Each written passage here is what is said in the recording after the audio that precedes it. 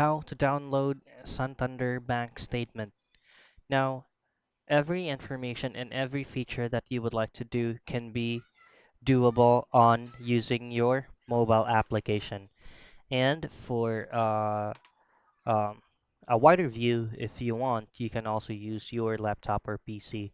The method that we're going to use right now will actually work if you're using your mobile app. Now, from here, the very first thing that you'll have to do is to log into your account. Log into your username and as well as your password. Now, once you have successfully logged in, all you have to do is to click the Statements and Documents link from the navigation menu or the three dots located at the lower right of your screen.